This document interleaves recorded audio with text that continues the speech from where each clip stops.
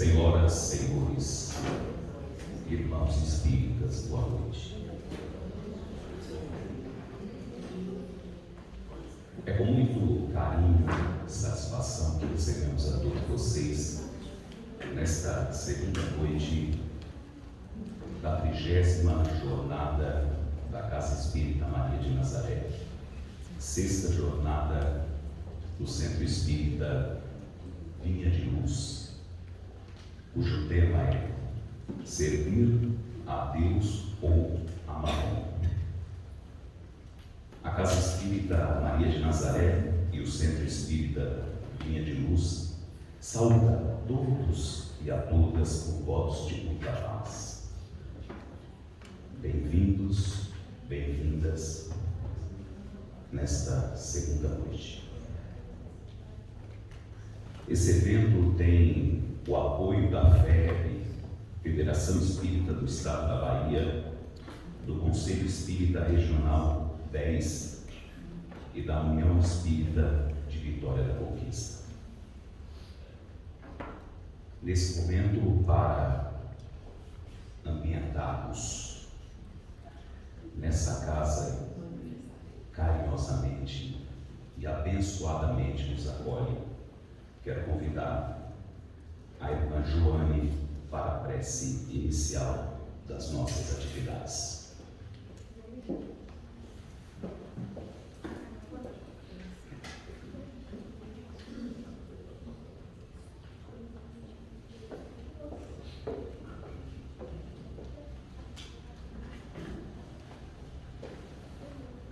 Irmãos, vamos manter os nossos pensamentos elevados,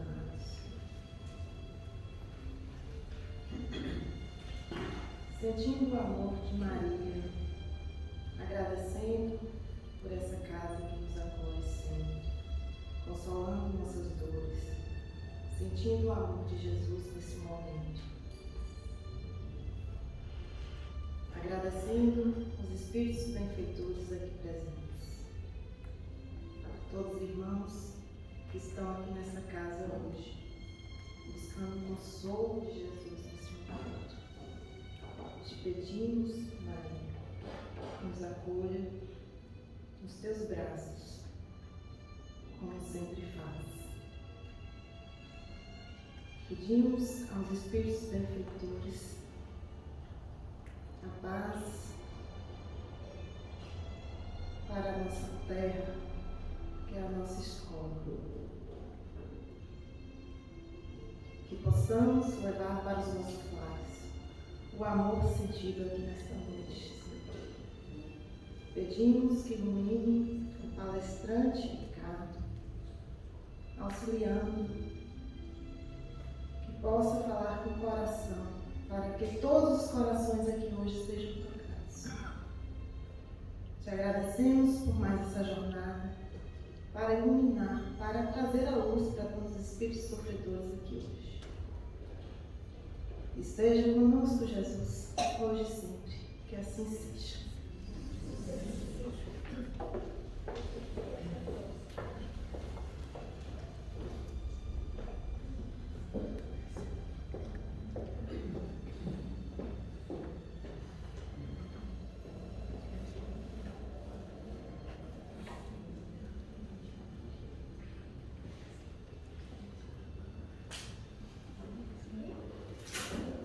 Faremos aqui a leitura de uma mensagem.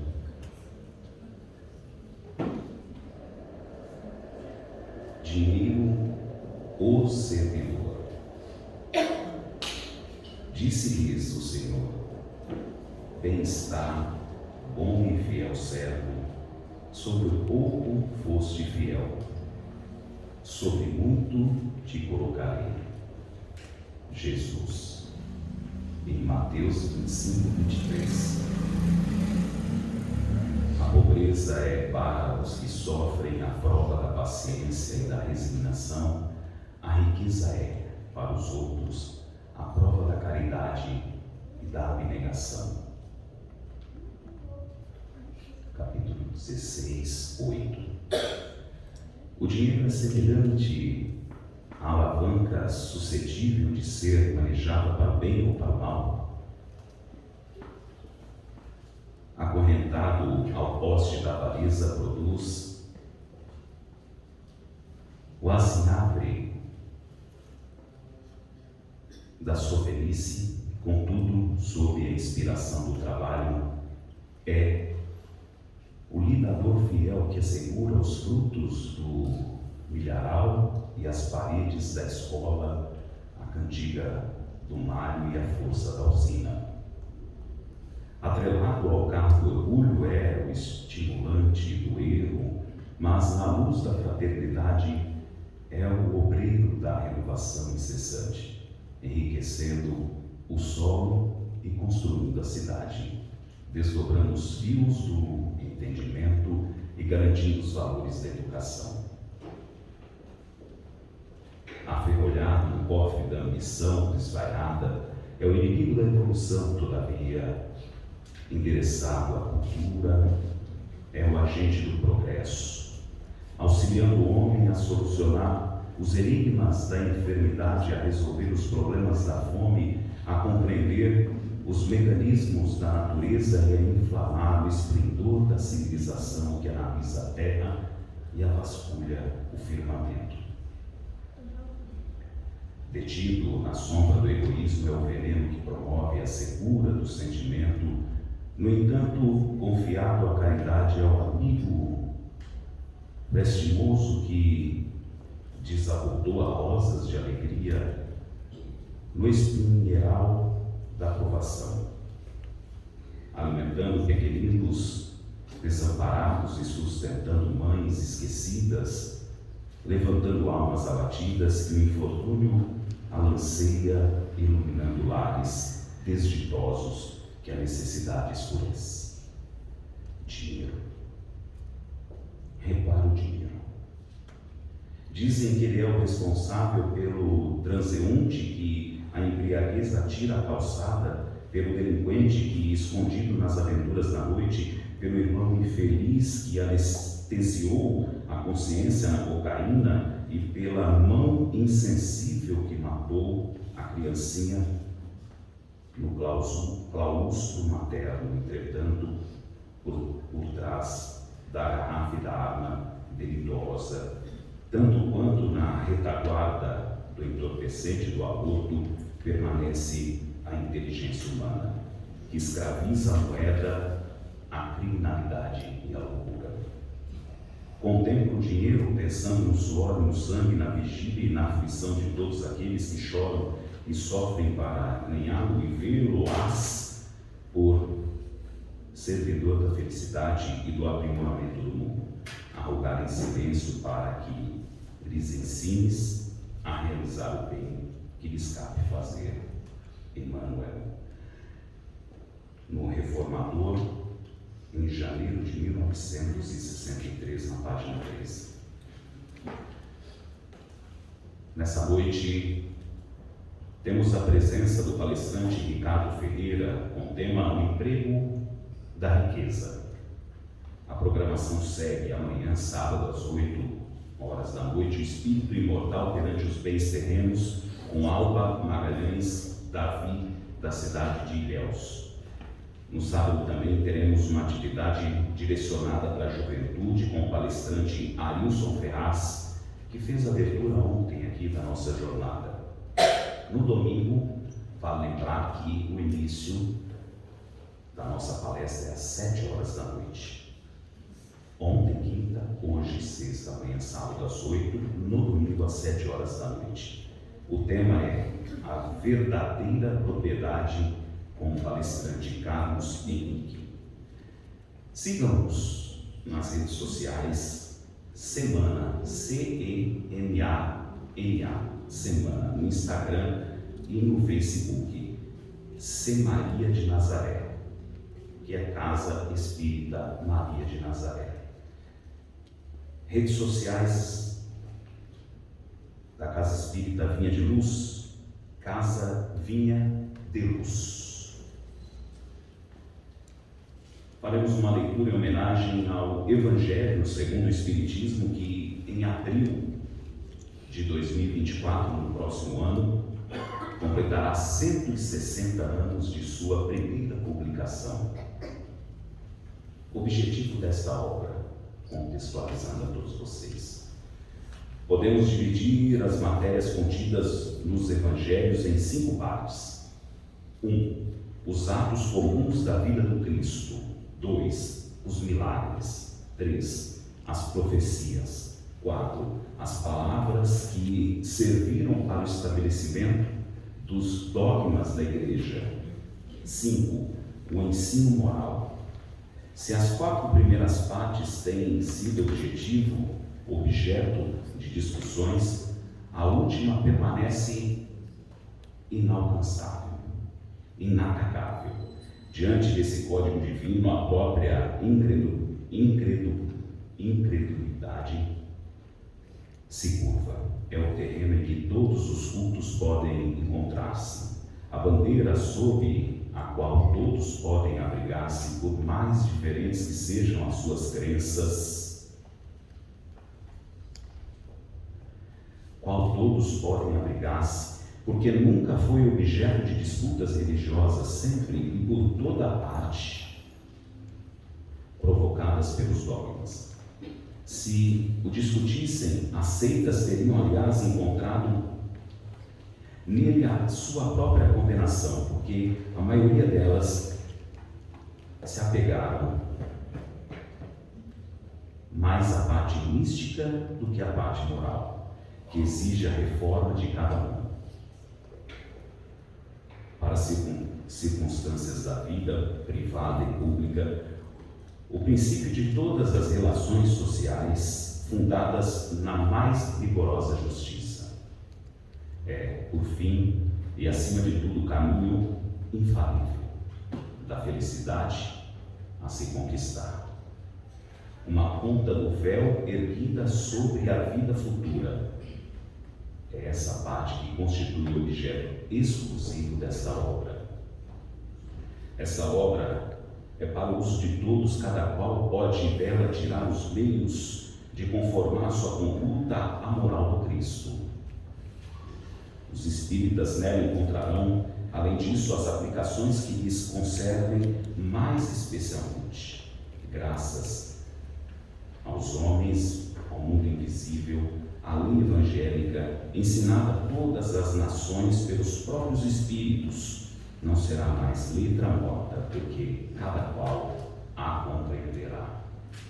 E será incessantemente solicitado a pô-la em prática, pelos conselhos de seus guias espirituais. As instruções dos espíritos são verdadeiramente as vozes do céu. Esclarecer os homens e convidá-los à prática do Evangelho. Allan Kardec, introdução no item 1 do Evangelho segundo o Espiritismo. Sobre a implantação do Evangelho no lar, nossa casa disponibiliza uma equipe que, através de agendamento na nossa secretaria, pode estar realizando juntamente com vocês. Então, quem gostaria de implantar o Evangelho no lar, ou quem já tem o Evangelho no lar implantado e gostaria do apoio da Casa Espírita, procure a nossa secretaria, faça o agendamento, que nós temos uma equipe carinhosamente preparada para poder auxiliar. Faremos o sorteio do livro aqui, Neise. Agora, nós temos disponibilizados aí, na cadeira de cada um marca-livro, marca-página que tem uma numeração. Esse momento das duas casas espíritas que celebram esta união em torno do Cristo, o Filho de Deus, nós vamos ofertar um livro aos irmãos através desse sorteio. O marcador de página está numerado, eu vou abrir aqui o Evangelho segundo o Espiritismo, em alguma página do livro. Página 69. Joane, você recebeu. É Cíntia que está com o presente para entregá-la. Uma salva de palmas.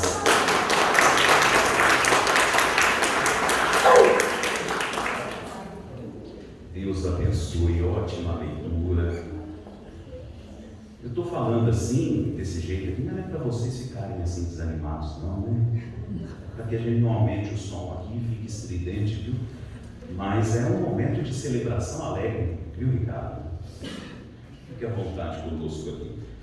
Nossa livraria está à disposição aqui na entrada da casa. Agradecemos a todos os trabalhadores, cada um com seu passinho de trabalho aqui na nossa casa. Para o momento de vibração musical, eu convido Rita Piton e o Alex Parucha.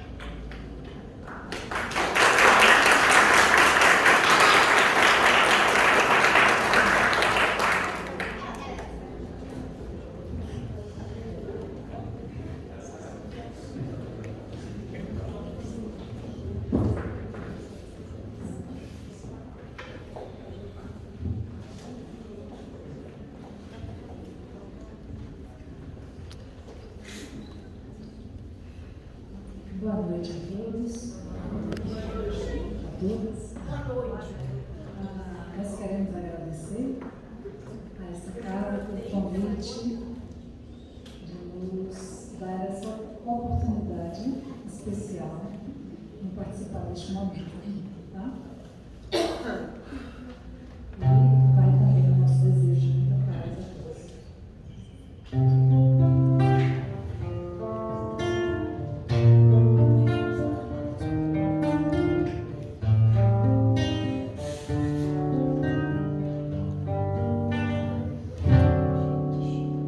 Como estiveres agora, nosso bom Deus te guarde. Como estiveres pensando, nosso bom Deus te use. Onde te encontres na vida, que Deus te ilumine.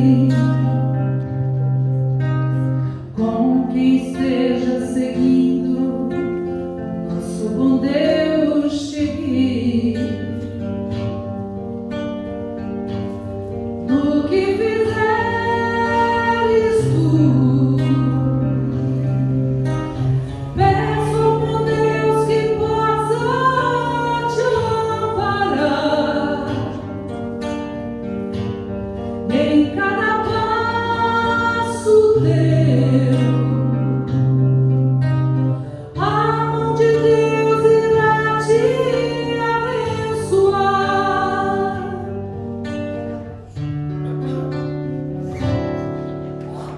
Como estiveres agora, nosso bom Deus te guarde.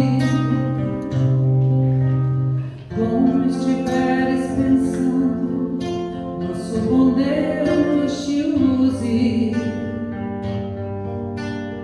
Onde te encontres na vida, que Deus te ilumine. Com quem esteja seguindo, nosso Senhor te guie. No que fizeres tu, peço ao bom Deus que possa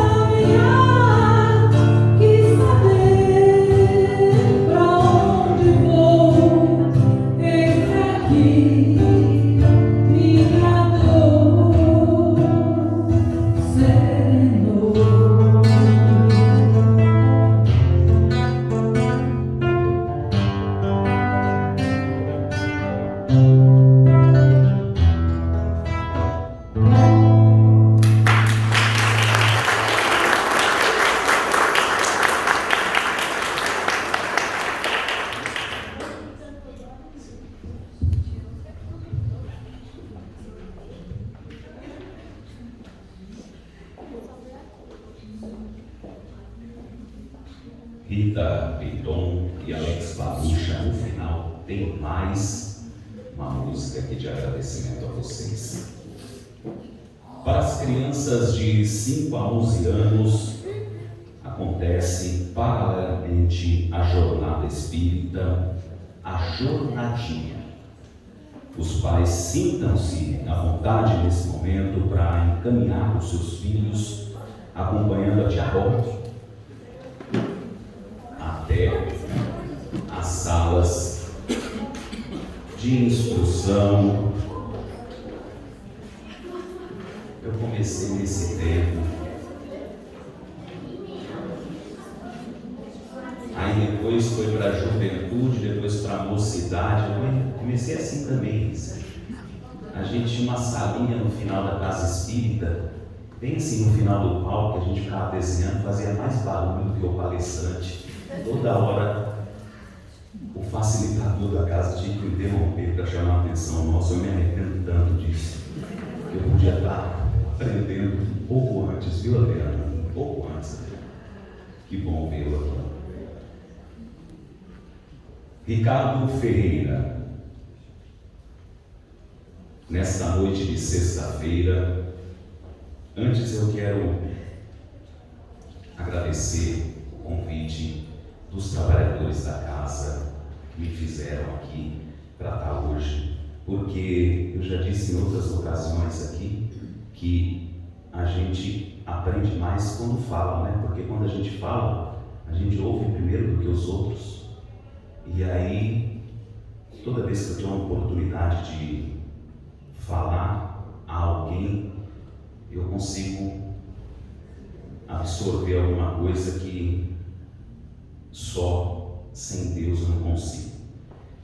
Quero agradecer a todos vocês, os coordenadores da casa. Obrigado pelo carinho, obrigado pela recepção. Me sinto tão acolhido aqui nessa casa. E participem dos trabalhos aqui. Terças-feiras nós temos os grupos de estudo aqui. Quem está aqui pela primeira vez na palestra, venha, traga os amigos. Terça-feira, nossa equipe de trabalhadores está aqui para acolhê-los. Aqui no primeiro momento, na recepção, na secretaria, serão encaminhados. Uma casa abençoada, a gente se sente tão em paz aqui. Terça-feira, os trabalhos, depois eu vou dizer a sequência dos trabalhos nos outros dias da semana. Ele é bacharel em administração, trabalhador do Centro Espírita Antônio Cruz nas áreas de atendimento fraterno, educação da mediunidade e estudos, expositor espírita vinculado à União Espírita de Vitória da Conquista. Convidamos para a exposição com o tema O Emprego da Riqueza. Ricardo Ferreira, seja bem-vindo.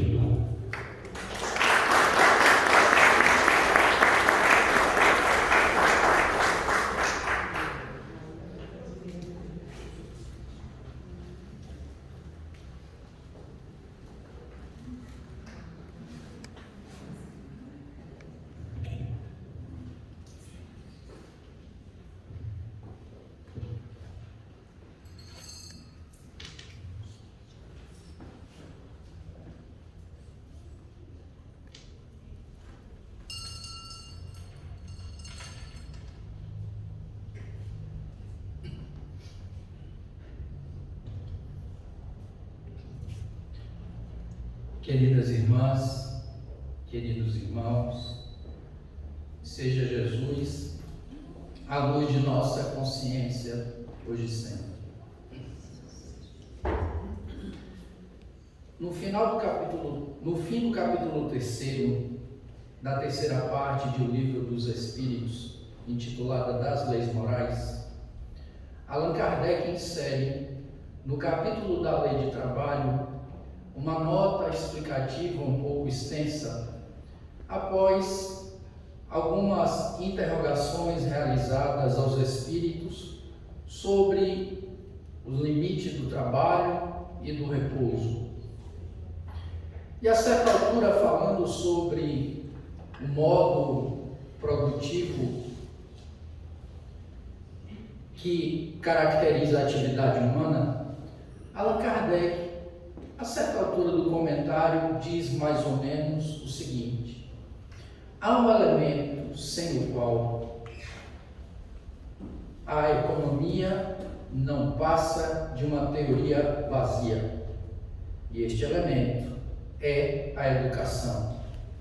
Mas não a educação intelectual, diz Kardec, mas a educação moral. Mas ainda não a educação moral pelos livros, mas a educação que forma os caracteres, os bons hábitos, porque a educação consiste em formar o conjunto dos hábitos. Allan Kardec diz isto por meio de outras palavras, mas o contexto e o conteúdo, a ideia, são exatamente estas. Quando Allan Kardec, portanto, faz alusão a este elemento, ele traz nas entrelinhas do seu comentário um elemento muito relevante no campo da filosofia da educação.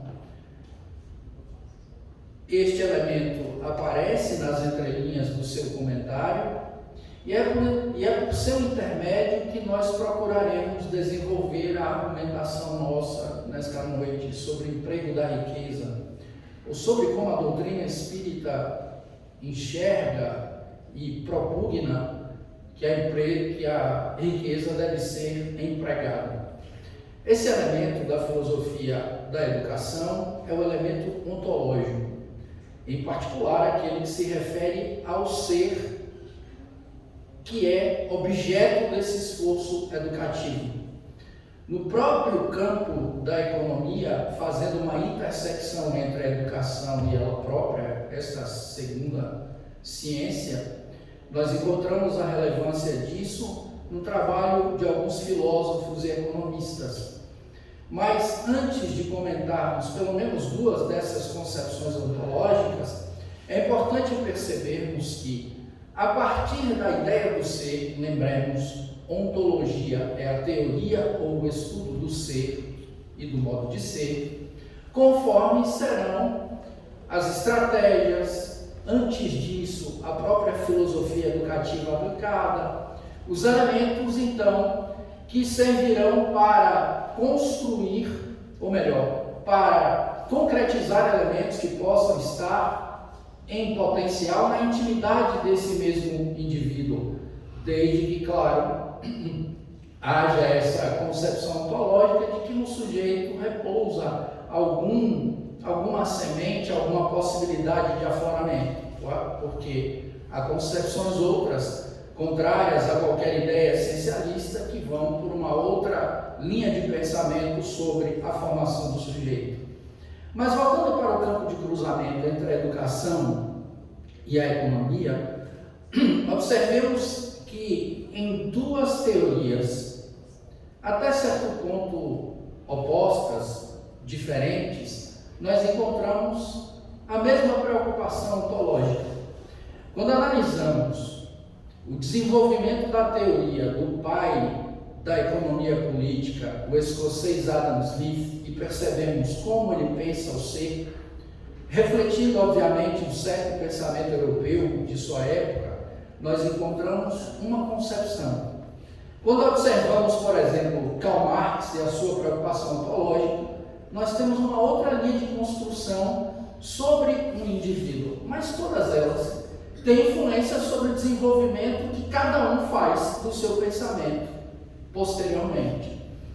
E a partir dessa observação, nós, um pouco depois, queremos chamar a atenção das amigas e dos amigos para a concepção espírita de ontologia, que ela nos sugere como educação moral do ser e quais são as implicações dessa educação no emprego da riqueza. A nossa ideia é exatamente essa. Mas quando nós vemos o desenvolvimento das ideias de Smith, não apenas na investigação que ele faz sobre a riqueza das nações, mas na teoria dos sentimentos morais, de maneira muito sintética, observamos que ele dá eco à concepção de pensadores de sua época, em particular, David Hume, que no Tratado da Natureza Humana, muito influenciado pela sua época, ele que era empirista, desenha uma certa noção de ser humano e, em particular, vai dizer Henri Denis, um escritor francês, professor da Faculdade de Direito de Paris, que escreveu uma história do pensamento econômico, dois elementos são centrais nessa concepção ontológica de Smith para desenvolver a sua teoria econômica. Dois princípios que foram discutidos por vários filósofos, em particular este que mencionei anteriormente, David Hume, que também era britânico. Segundo Hume, todo indivíduo é formado a partir de dois elementos. O primeiro desses elementos é a associação de ideias. Lembremos que na condição de empirista, para Hume, o pensamento resulta da experiência e não o contrário, como pensaria, por exemplo, René Descartes. Para René Descartes, o pensamento, o inatismo é um elemento importante na construção da sua filosofia. Para Hume e os outros empiristas, primeiro vem a experiência, depois o indivíduo estabelece o seu pensamento. Só que há um conjunto de forças que une um pensamento a outro e isso forma a noção de individualidade. O segundo elemento, entretanto, é mais importante para a nossa avaliação, porque ele diz que este princípio, o princípio da utilidade, leva todo o indivíduo a produzir para si prazer e evitar dor, o que gerou uma controvérsia, inclusive, a seu tempo, porque essa concepção tinha dificuldade de explicar o comportamento altruísta. Quando uma pessoa é altruísta, muitas vezes passa por cima do seu próprio desconforto para atender o desconforto de outra pessoa. Mas o que interessa é que nessa concepção nós vemos esses elementos e nós temos uma visão de ser humano baseada na disputa, nos instintos, no utilitarismo, que expressam uma certa racionalidade que muitos no campo da sociologia e ciências correlatas chamam de racionalidade funcional ou racionalidade instrumental, que é uma racionalidade que calcula as vantagens das ações humanas. Isso é uma concepção de racionalidade, claro, que surge na transição do século XVII para o século XVIII, no processo de desenvolvimento do iluminismo. Quando nós vemos Marx e o seu materialismo dialético, a sua preocupação é a formação do ser social, como se forma e como se reproduz o ser social a partir das atividades produtivas. As atividades econômicas, para Marx, têm uma centralidade no seu pensamento. Quando, inclusive, ele se refere à matéria ou à materialidade das coisas, ele está falando em termos de racionalidade. E aqueles que são marxistas, inclusive, costumam dizer que as categorias desenvolvidas por Karl Marx não são categorias intelectivas, ou seja, ele não cria a noção primeiro e depois aplica. Primeiro ele observa a realidade a partir dessa visão e a partir disso ele constrói o seu pensamento. A materialidade, portanto, são essas relações reais que ocorrem no campo, por exemplo, das atividades produtivas humanas.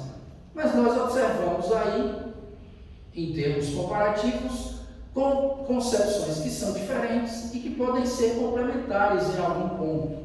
Na cabeça de alguns pensadores, inclusive, ou de pessoas que fazem estudos críticos na economia, há alguma possibilidade de aproximação entre esses dois modelos.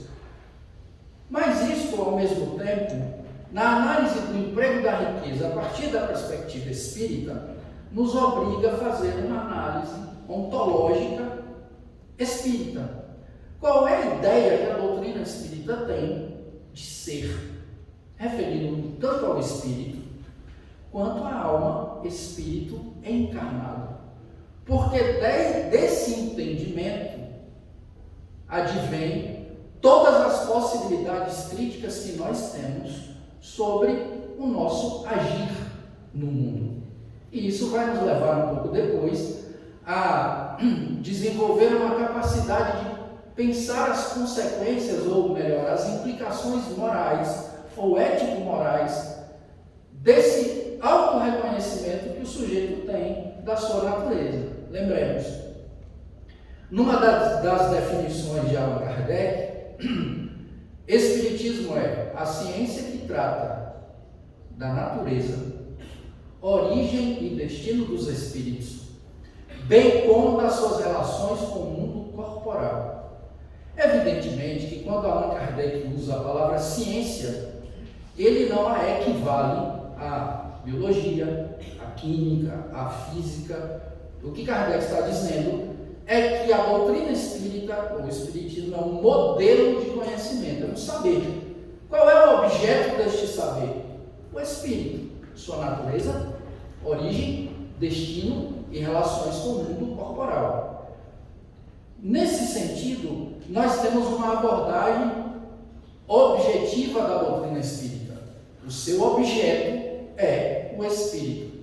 Mas pensemos nós que estamos aqui reunidos.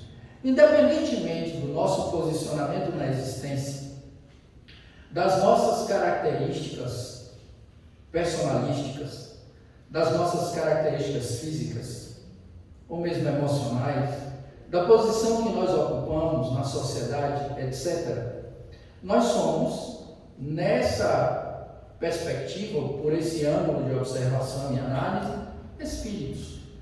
Dessa constatação surge uma outra dimensão, a respeito da qual nós sempre gostamos de falar, que é a dimensão subjetiva.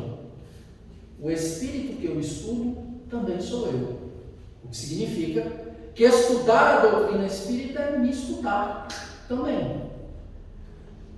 Isso significa, em termos práticos, voltando à nota explicativa de Kardec no fim da Lei de Trabalho, que eu me estudo para além do desenvolvimento intelectual ou erudito.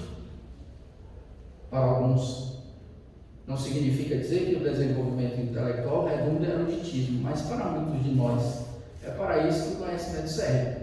A pessoa se torna uma teórica vazia, ou o indivíduo se torna um teórico vazio, que não aplica, por exemplo, não se preocupa em avaliar as aplicações daquilo que sabe. Mas o que importa neste ponto é que nós nos observamos do ponto de vista também da ação.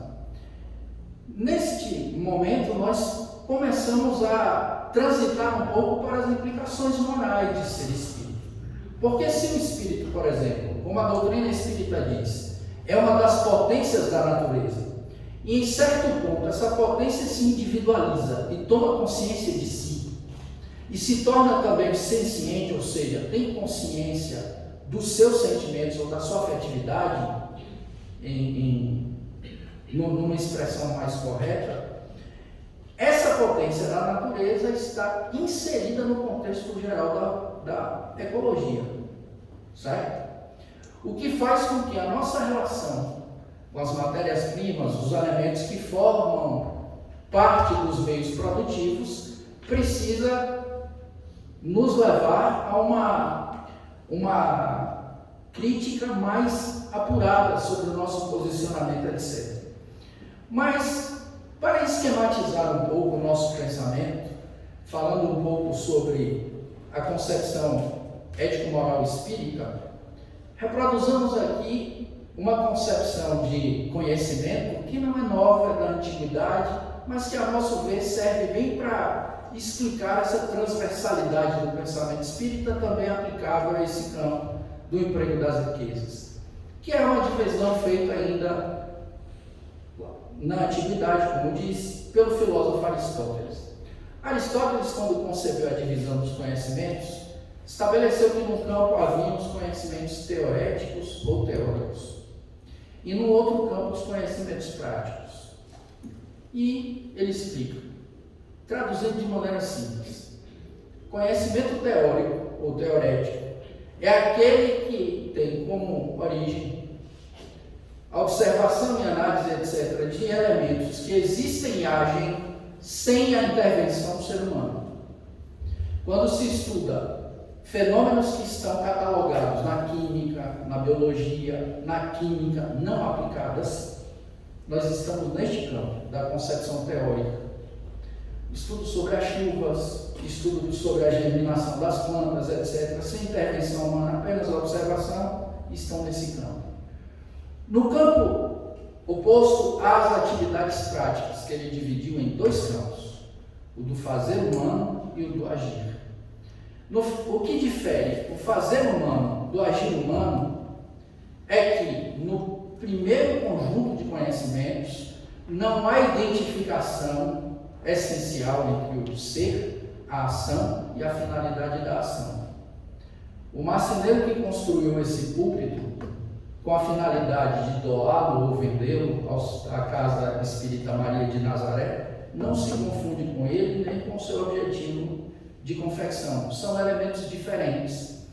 No agir humano essa distinção não ocorre. Há identificação. Identifica-se o agente com a sua ação e com a finalidade da sua ação.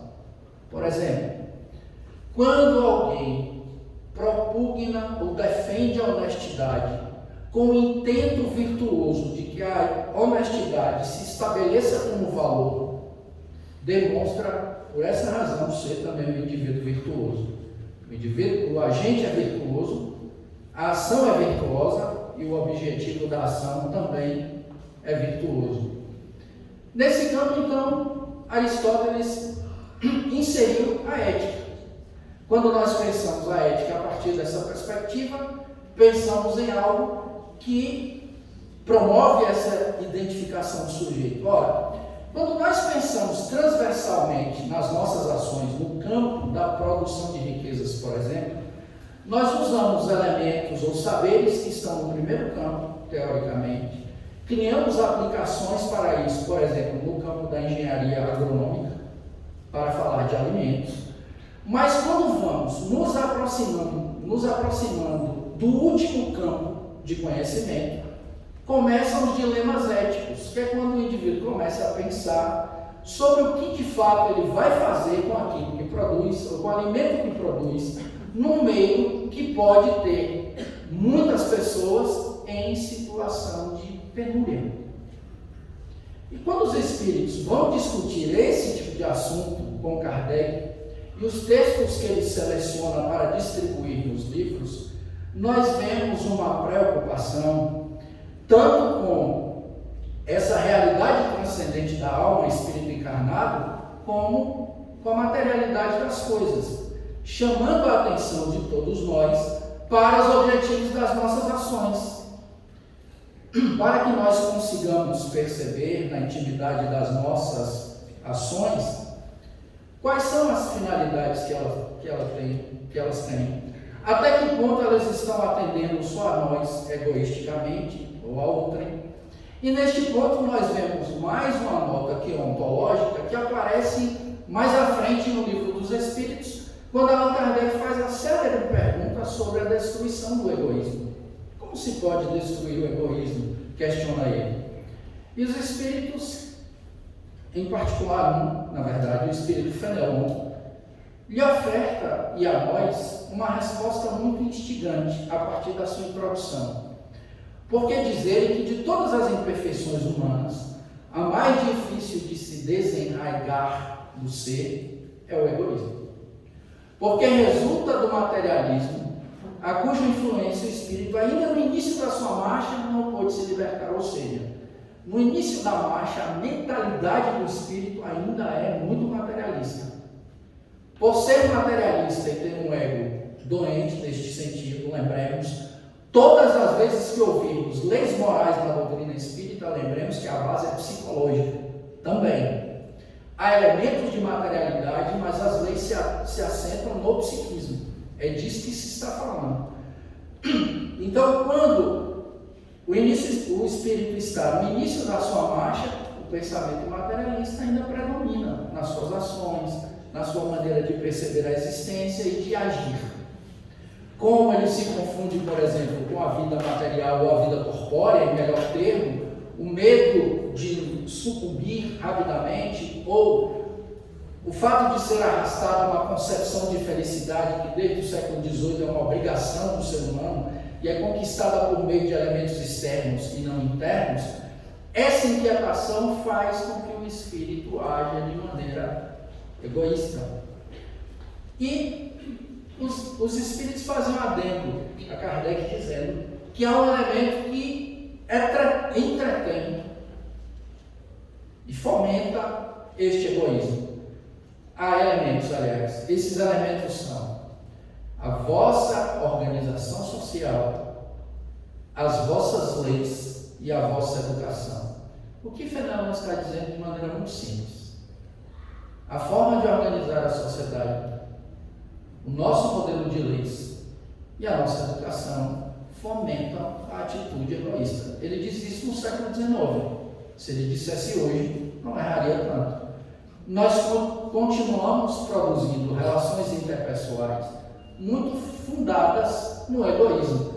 Mas é claro que numa concepção espírita de produção e de emprego da riqueza, nós precisamos ultrapassar os modelos materiais que estão vigentes e a nosso serviço. Há, inclusive, uma maneira muito binarista de pensar, quando se o indivíduo não pensa conforme a teoria X, imediatamente ele deve pensar conforme a elaboração Y. Mas nós, na condição espíritas, poderíamos pensar em organizações ou formulações teóricas e práticas inéditas, diferentes. Porque há um outro elemento que está lá no início do livro que nos desafia nesse campo do emprego da riqueza. E aparece uma definição que os espíritos fazem que parece ser algo bem simples ou simplista. Os espíritos perguntam a Kardec, pedem, aliás, a Kardec uma definição da matéria. E a resposta que eles dão foge um pouco da noção que nós aprendemos nas ciências. Porque a certa altura eles dizem a matéria é o laço que prende o espírito. É o meio pelo qual ele se manifesta e sobre o qual ele exerce a sua ação e sofre a ação dela também. Só que aí nós precisamos pensar matéria nesse contexto como categoria filosófica. De novo, conforme Fenelon está dizendo, nós precisamos pensar a matéria como esse elemento influente no início da caminhada evolutiva do espírito que o faz confundir-se com ela própria. Quando nós pensamos, por exemplo, na nossa noção de felicidade e comparamos com aquilo que os espíritos explicaram a Kardec, notamos essa diferença. Como disse anteriormente, alguns pensadores inclusive lamentam, a partir do século XVIII, a felicidade que era uma aspiração humana se tornou uma obrigação. O indivíduo era obrigado a ser feliz. O que gera uma inquietação muito grande quando o indivíduo, por exemplo, observa uma vida cheia de desafios e problemas e percebe que nem todos, em todos os momentos vai conseguir se manter animado, vai conseguir se manter potente. Inclusive, essa ideia leva o indivíduo a confundir alegria com felicidade.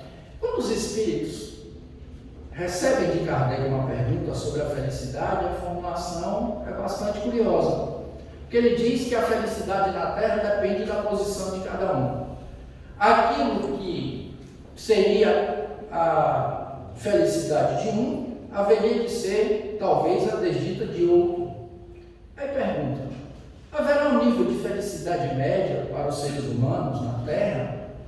E os espíritos respondem que com relação à vida material é a posse do necessário. Com relação à vida moral é a consciência tranquila e a fé no futuro. Indo para o primeiro campo, que envolve o conceito de matéria, etc. Quando os espíritos dizem a posse do necessário, eles não fazem uma mera distinção entre o conceito de posse e o de propriedade, como nós vemos comumente. Eu posso estar na posse de um determinado objeto que me foi emprestado. Eu tenho a posse, mas não tenho a propriedade, ele é de outra pessoa. Mas se nós olharmos isso a partir do prisma da doutrina espírita, propriedade para nós espíritos praticamente não existe no mundo corpóreo. Porque muitas vezes nós montamos o nosso sistema de auto-identificação, de identificação da realidade a partir dessa noção. O detalhe é que a gente desencarna e não tem mais controle sobre as coisas. Ora, se eu considero que sou relevante pelas coisas que eu conquisto, desencarno, mantenho a minha consciência, mas não tenho mais a propriedade e nem a posse, o que gera em mim, logo em seguida, é angústia, essa falta. Quem lê o Seu Inferno, na parte das experimentações, nota isso. Com os espíritos que não conseguem se desapegar, em outra literatura mediúnica, das coisas que têm. E nós temos uma noção de propriedade que se estende, inclusive, às relações afetivas. Que é um problema da racionalidade instrumental também. Nós começamos a, inclusive, falsear no nosso diálogo, nas nossas conversas, essa dificuldade que nós temos. É comum perguntarmos a uma pessoa ciumenta se de fato ela é, e ela responde, não sou ciumenta, eu tudo que é meu, ainda que esse meu seja uma pessoa. Ora, o que é isso senão uma noção deturpada da realidade? Uma identificação que vai causar perturbação depois. Qualquer pessoa pode sair deste ambiente, pegar o Evangelho segundo o Espiritismo e examinar o capítulo no qual Kardec examina a imortalidade da alma, a partir de um diálogo entre Jesus e Pilatos. E num dos textos subsequentes, Kardec analisa os diferentes níveis de consciência dos espíritos na erraticidade. O que é a erraticidade no pensamento espírita? O período entre uma reencarnação e outra, pelo qual passam os espíritos que ainda não superaram a influência da matéria, ou seja, espíritos que não são puros. Quando nós vemos essas análises que Kardec faz, vemos que a noção da realidade extracorpórea, a percepção dos ambientes, as sensações variam ao infinito conforme o grau de evolução dos espíritos. E o detalhe mais importante, como eu posso medir essa situação de antemão? Me observando hoje, é o que a Kardec diz. Conforme são os meus hábitos de agora, deste momento, eu consigo avaliar o que acontecerá comigo depois. Sem terrorismo nenhum, objetivamente, é o que Allan Kardec propõe, e os espíritos também. Notemos que no diálogo entre Jesus e Pilatos, que tem o poder, segundo ele imagina, de salvar ou condenar Jesus, se agita e perturba-se psicologicamente muito mais do que Jesus, e permanece em paz. Jesus sabia que não tinha a menor chance de escapar da condenação, que era a morte. mas ele fica em paz. Jesus só rompe o silêncio quando é provocado por Pilatos, que lhe pergunta se ele é rei dos judeus, que depois da resposta que ele dá, pergunta se ele é rei, mantendo sempre uma preocupação com uma noção de majestade que não é a mesma que está no coração de Jesus. Quando Jesus lhe responde que é rei, Jesus está falando de rei de si mesmo. Ou não foi o próprio Jesus que recebeu a seguinte pergunta de um doutor da lei, de um fariseu: Mestre, quando virá o reino dos céus? Qual foi a resposta que Jesus deu? O reino dos céus não virá com aparências exteriores, nem haverá notícias, ou seja, elementos externos, dizendo, ei-lo aqui ou está lá, porque o reino de Deus está dentro de vós. Ou seja, quando Jesus afirma a sua condição de rei, dizendo que o reino dele ainda não era deste mundo, etc., ele está falando da sua própria interioridade e da identificação com Deus que há na sua interioridade. Então, ele era dono de si mesmo. Por isso, Jesus transitava levemente. Nós, entretanto, neste campo, lidando com as coisas, muitas vezes nos confundimos com elas. Isso nos causa certa perturbação, muitas angústias, aliás. Eu me lembro, por exemplo, que o escritor católico Fulton Sheen, que escreveu um livro, dentre outros, chamado Angústia e Paz, certa vez se dirigiu a políticos dos Estados Unidos e começou a falar numa noção de sociedade, sem a noção egoística de posse, de propriedades, etc. E afirma a certa altura que nós não temos propriedade de nada. E um senador dos Estados Unidos, que era muito rico, fica muito incomodado com a fala de Fulton Sheen e o interrompe a certa altura dizendo: essa ideia do senhor é uma ideia perniciosa e muito destrutiva. Se a sociedade do nosso país se fiar no seu pensamento, nós iremos acabar como nação em pouco tempo.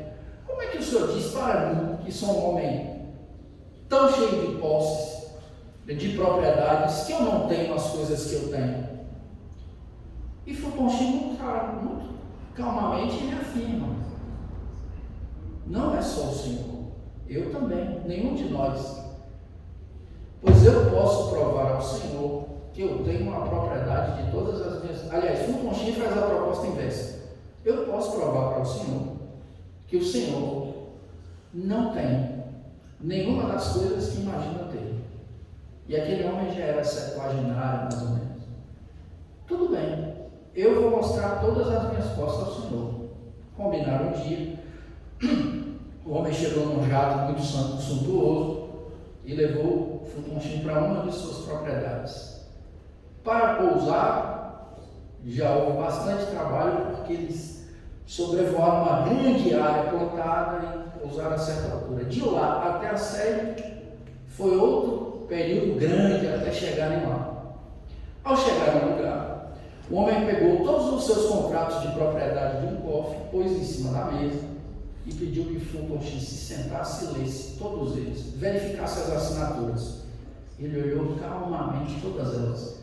Em todos os contratos havia o nome daquele homem. O senhor olhou os documentos e disse: sim, olhei. Qual é o nome que está aí? É o do Senhor. A sua assinatura está aqui. Mesmo assim, o senhor quer me dizer que essas coisas não me pertencem? Fulton Sheen lhe disse: tudo bem, então façamos o seguinte: daqui a 50 anos eu voltarei aqui com o senhor e vou verificar esses documentos de novo. Aí o homem disse: mas até lá eu terei morrido. Pois é, terá morrido e não terá levado nenhum deles. Eles são de fato seus? E o homem ficou com aquela pulga atrás da orelha para pensar durante muito tempo.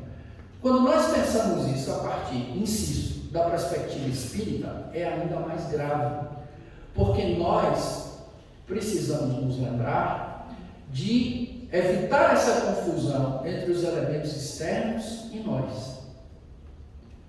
Se nós nos fiarmos nas opiniões das pessoas sobre nós, na opinião do mundo sobre nós, na perspectiva externa sobre nós, a partir desses elementos que nós temporariamente dominamos, caímos no risco de criar perturbações para hoje e para depois. Quantas pessoas, por exemplo, no campo espírita de exercício moral, desejam ser mais generosas e quando lidam com pessoas gratas, encontram a maior facilidade do mundo para praticar sua generosidade?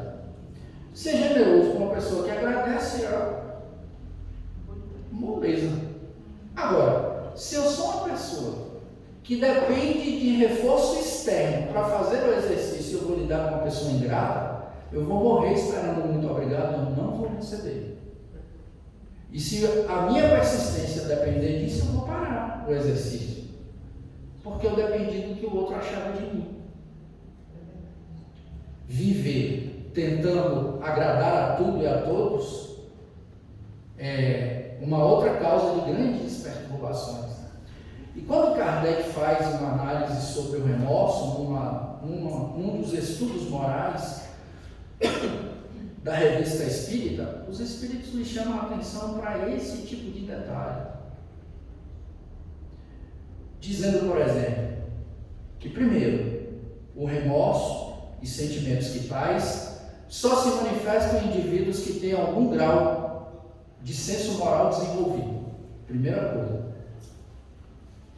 Depois, dizem que a consciência, guardiã da probidade interior, causa dois efeitos quando o indivíduo age.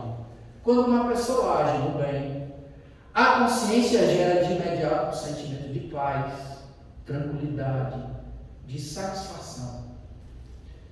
Mas, quando a ação é uma transgressão conforme os homens, as leis e Deus, a mesma consciência promove imediatamente um desconforto grande no indivíduo que tem esse senso moral desenvolvido. O que o espírito que responde isso a Kardec está dizendo?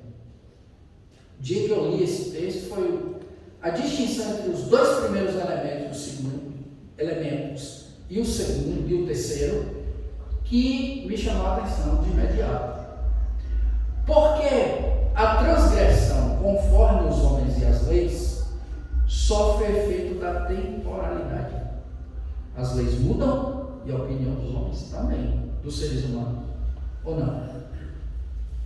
A transgressão conforme Deus não. Mas cá, o que tem isso de prático? Ora, se no campo, por exemplo, no emprego da riqueza, eu tenho uma conduta arrivista, sou um alpinista social, começo a prejudicar pessoas sem que elas saibam e sem que ninguém saiba. Eu faço isso silenciosamente, de maneira medida, calculada, estratégica e sistemática.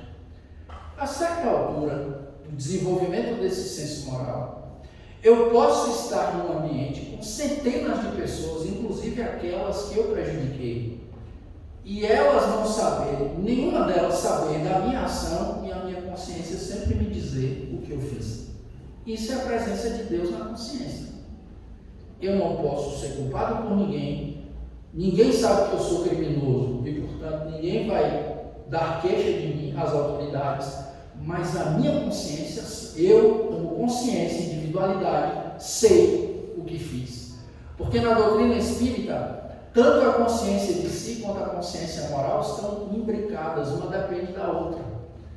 Não existe a menor possibilidade de alguém fazer reforma íntima, por exemplo, ou transformação moral, sem esse monitoramento consciente das suas reações ou ações afetivas. Eu me lembro uma vez uma senhora no Centro Espírita Antônio Cruz, estudando o Evangelho conosco, e dizendo, de todos os princípios espíritas, um dos que mais me comove é o que diz que fora da caridade não há salvação. E na cabeça dela, caridade era só caridade material. Mas, aí ela lamentou, eu não consigo praticar isso. Eu sinto muito desconforto. Aí eu perguntei, que tipo de situação? Ela comentou uma em que ela havia, inclusive, acordado pela manhã, muito animada, lembrando-se da necessidade de ser mais generosa, altruísta, etc. E a certa altura ela foi abordada na rua por uma pessoa. Ela falou, quando a pessoa me abordou, eu fiquei petrificada. E saí rapidamente da presença da pessoa, não disse nada, não fiz nada. E eu fiz uma pergunta que a mim parecia muito óbvia. Eu perguntei a ela, e a senhora sentiu o quê? Ela me olhou assim, com um ar de estranheza, e disse, mas não sei. Eu devia saber. Eu falei, ué, se a senhora não percebeu o que sente, como vai perceber o obstáculo, como vai contorná-lo? E nós temos um vocabulário emocional muito restrito. Nós temos episódios de comoção e não sabemos dar nome às coisas. Às vezes sabemos angústia, raiva, indignação, aversão, mas o espectro de emoções é muito mais amplo que isso. Imagine esse problema no campo do exercício moral, e em particular neste campo que é o do emprego da riqueza. Que lembremos, não é só algo, mesmo na economia, medido fisicamente. A riqueza de alguém pode ser o seu talento, a sua habilidade, o seu saber, pode ser a sua própria afetividade, o seu jeito de acolher, de escutar. Mas o que o indivíduo faz com isso é que, do ponto de vista da doutrina espírita, sugere qual é o seu grau de evolução. Quando eu escuto alguém, sendo a minha escuta refinada, etc., quando eu exerço naquele momento ou em todos os momentos, ou na maioria deles, de presença, de solidariedade, de generosidade, quantas vezes eu consigo, elaborando mesmo o meu pensamento, contornar os impulsos do julgamento, da condenação, ouvir alguém de maneira caridosa, lembrando que caridade é benevolência para com todos, indulgência para as imperfeições dos outros, perdão das ofensas, eu emprego a riqueza que eu tenho em favor de alguém. Mas eu posso fazer isso materialmente também.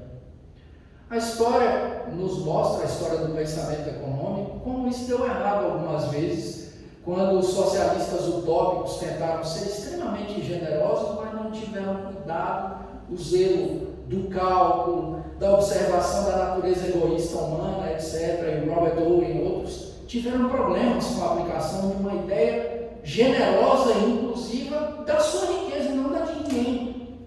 E Jesus tem uma lição muito interessante sobre isso na parábola dos trabalhadores da última hora.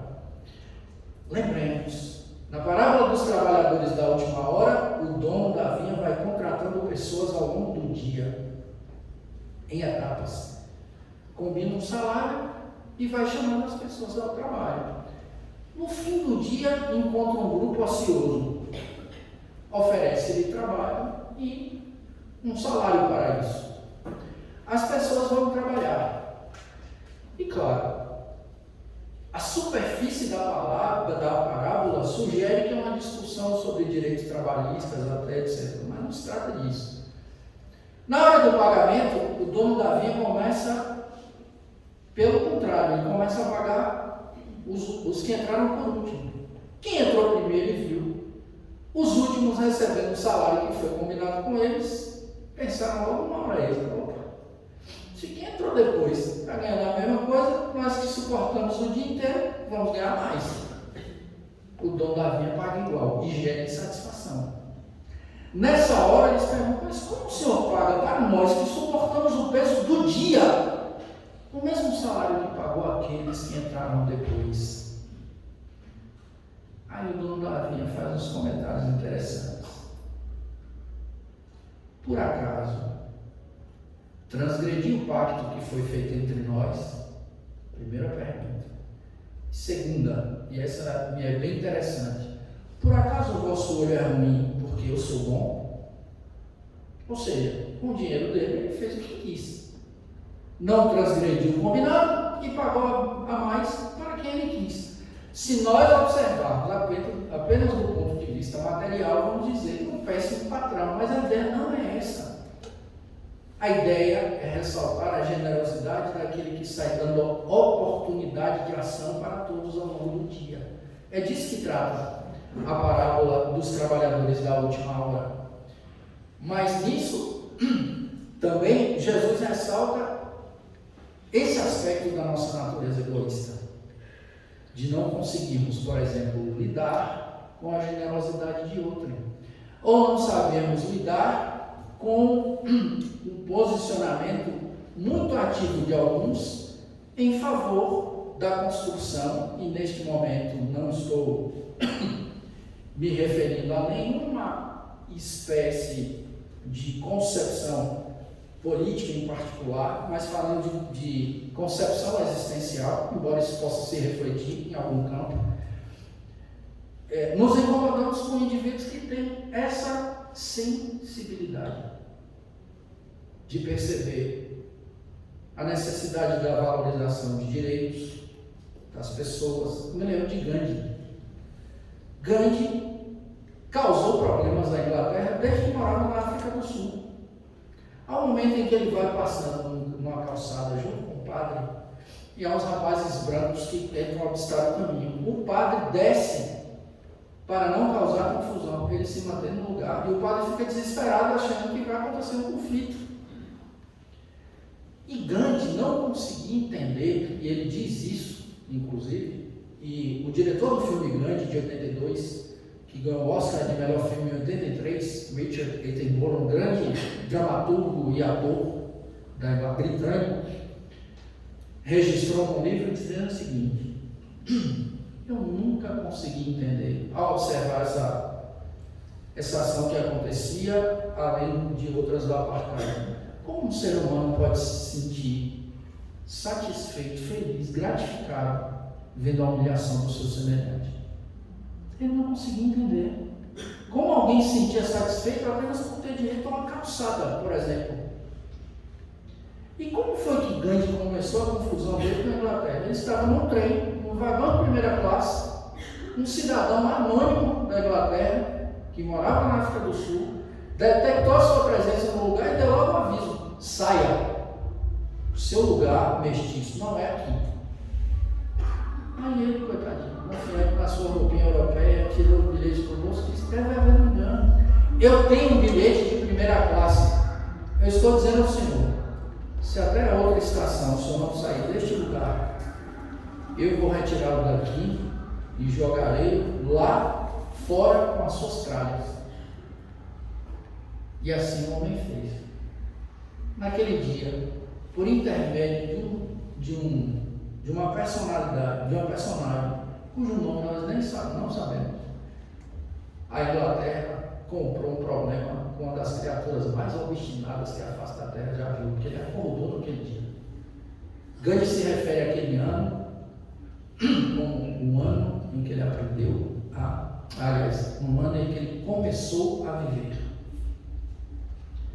No campo das atividades econômicas, por exemplo, ele criou um movimento de desobediência civil que sabotava a produção britânica, porque ela era feita assim. A Inglaterra dominou a Índia, os indianos produziam índio, 70% da produção ia para a Inglaterra e 30% para quem produziu, era justo. Ele fiava 2 metros de tecido por dia, tinha essa disciplina, e conseguiu impactar várias pessoas que faziam a mesma coisa. Mas, apesar dessa obstinação, neste campo tão minado que é o campo das atividades econômicas e políticas, Gandhi nunca tratou com violência um adversário, nunca, jamais, jamais. Quando nós vemos Jesus no Evangelho, vemos a mesma coisa. Jesus nunca tratou com violência as autoridades. Nunca foi áspero com uma pessoa frágil, mas nunca lambeu a bota de poderoso nenhum. Nenhum que esperou isso dele obteve satisfação. Nem Pilatos. Pilatos vira-se para ele e diz: homem, tu és louco? Não vês que tenho poder nas minhas mãos de salvar-te ou condenar-te? Tu não tens poder nenhum sobre mim, diz Jesus. E se tu tens, foi porque o meu Pai te deu. E volta para o silêncio, tranquilo, Porque se ele dissesse, Pilatos, salve-me da morte, ele criminalizaria o Evangelho. Ele não iria fazer isso. O ensino moral é importante até para Pilatos, que não sabia. Então, não negocia. Nós temos, por outro lado, muitas fragilidades.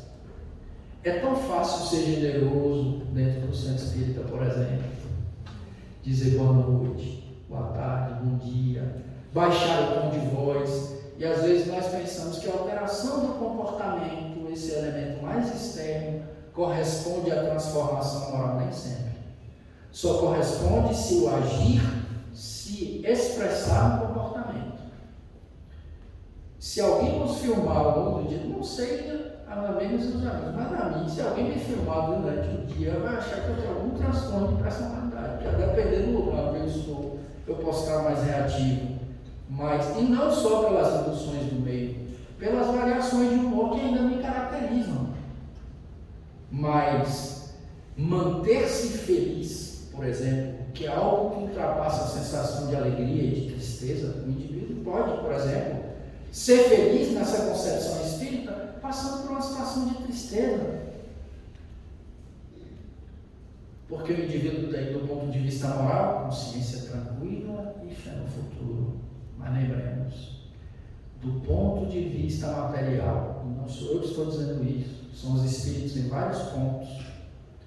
A tristeza gerada pela falta é responsabilidade também do meio.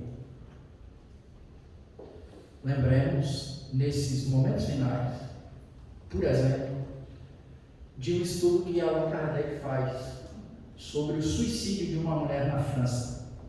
O nome desse estudo, que é encontrado na internet com facilidade, é o Padeiro Desumano. Nome singelo, mas a situação em si é grave. Uma mulher que havia perdido o emprego, passando por uma situação de muita pobreza, procurou a padaria e humildemente pediu ao padeiro que lhe desse um pedaço de pão para que ela levasse para casa para os seus filhos. Foi isso que ela disse. E o homem, de maneira indiferente, não a atendeu.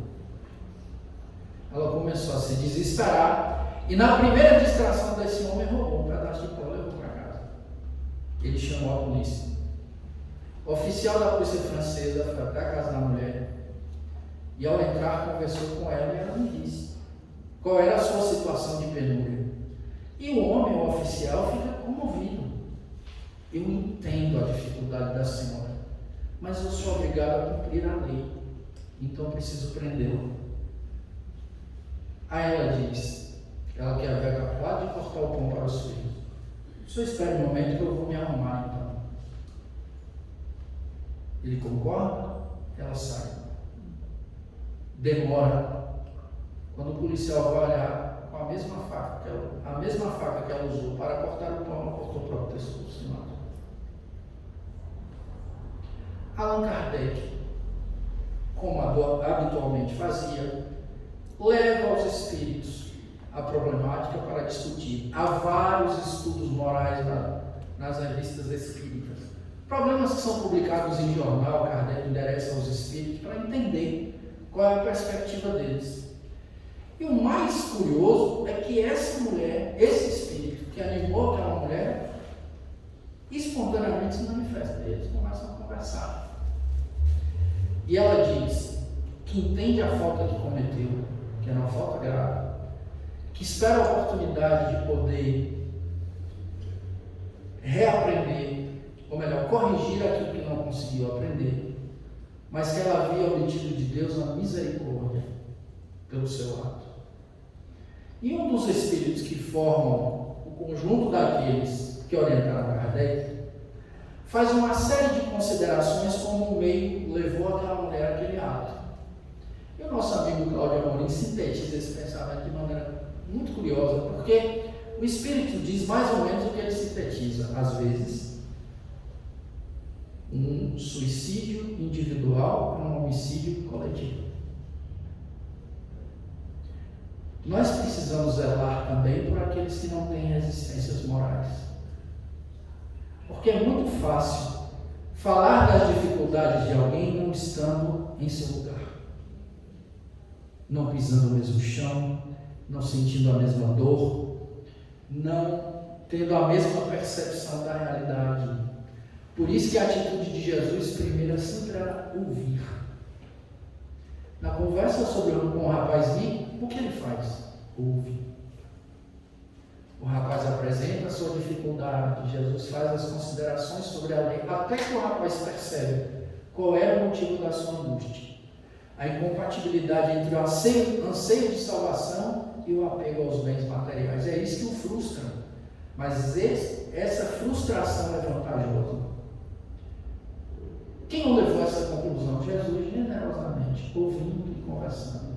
Ouvindo e conversando. Quanto tempo aquele espírito levou para tomar consciência de si e das coisas e da sua relação com elas? Não sabemos. O que nós sabemos é que, com a sua riqueza interior, Jesus contribuiu para que ele chegasse a essa conclusão, como ele faz com todos nós. Então é importante, no campo do emprego da riqueza, nós nos lembrarmos se aquilo que nós temos, o nosso patrimônio externo e interno, só tem sido utilizado até esse momento, majoritariamente, para a satisfação dos nossos prazeres, das nossas necessidades, inclusive em detrimento de outra. É importante refletir sobre isso, porque enquanto nós mantivermos um meio que cause esses desequilíbrios, nós estaremos criando um meio hostil a uma reencarnação mais feliz. Nós vamos passar muito tempo conversando sobre as mesmas coisas no campo mediúnico, discutindo os mesmos problemas, porque não conseguimos ultrapassar uma mentalidade típica de um mundo de provas e de expiações. Para ultrapassarmos isso, é importante que, conforme diz Kardec na sua nota de final da lei de trabalho, nós transformemos o nosso processo educativo não apenas numa educação intelectual, mas moral.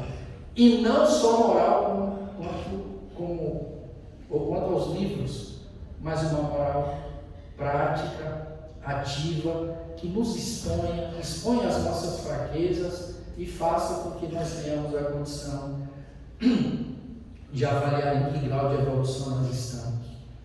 E quando nós enfraquecermos nesse esforço, lembremos-nos de Jesus no Sermão da Montanha, cercado de pessoas simples, alguns que foram lá por curiosidade, outros que achavam que ele era um profeta falsário, outros que queriam receber um pouco da sua misericórdia, pois estavam doentes do corpo ou da alma. E para aquelas pessoas e para nós, Jesus lançou a grande proposta, talvez, da sua pregação ao dizer: vós sois o sal da terra, mas se o sal for insípido, com que se há de salgar? Para nada mais serve, a não ser para ser jogado fora e ser pisado pelos homens. Vós sois a luz do mundo. Não se pode esconder uma cidade edificada sobre o monte, e nem se acende uma lâmpada e a põe no alqueire, mas no velador, e ela ilumina a casa inteira. Assim, pois, resplandeça a vossa luz diante dos homens, para que vejam as vossas boas obras e glorifiquem a vosso Pai que está nos céus. Para que nós sejamos esse sal que mantém íntegras as relações afetivas, e essa luz que dirime todas as dúvidas e dificuldades, apesar das nossas limitações, onde quer que estejamos, roguemos a Jesus, o educador manso e humilde de coração, para que ele seja o calor maior das nossas aspirações a cada segundo e a imperecível luz de nossa consciência.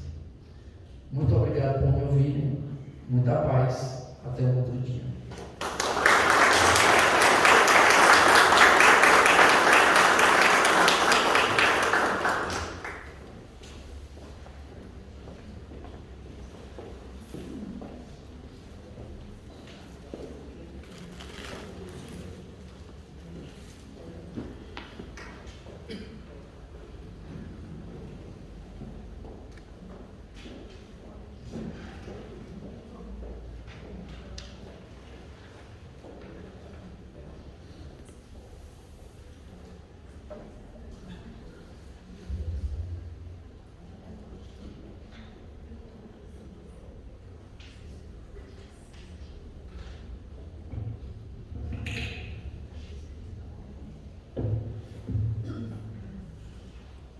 Ricardo Ferreira, nosso agradecimento e um abraço fraterno a você.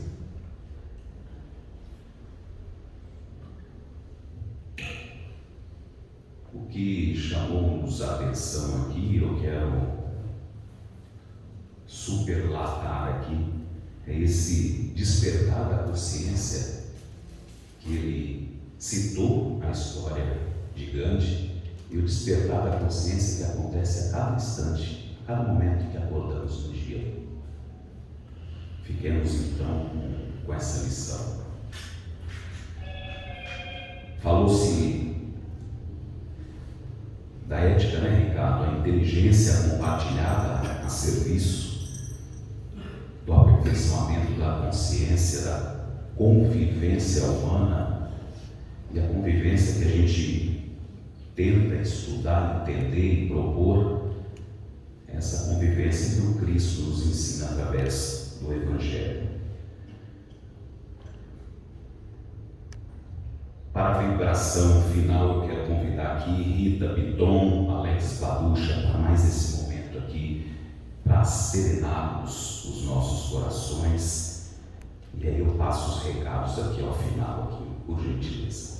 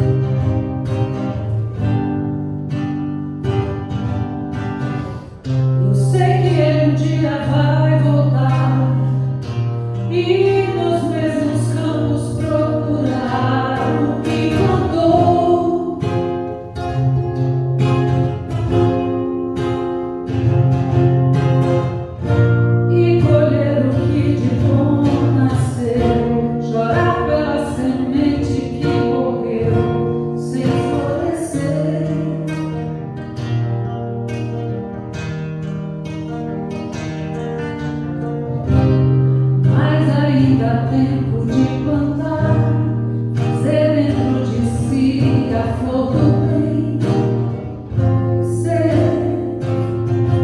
me entregar quando ele aqui chegar.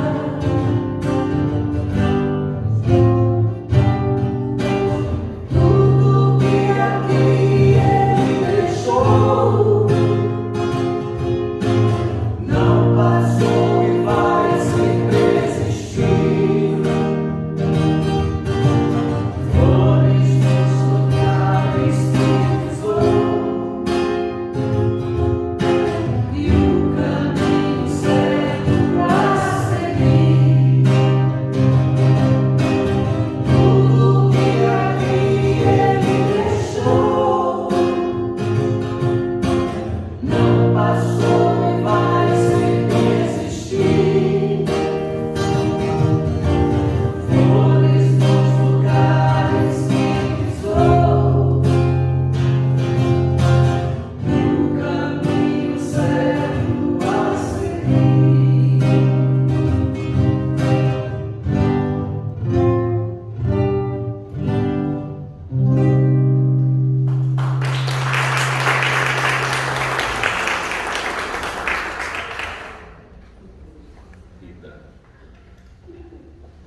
Rita Berton e Alex Babucha, nosso agradecimento carinhoso. Numa página de vocês aqui, quero ler essa mensagem digníssima.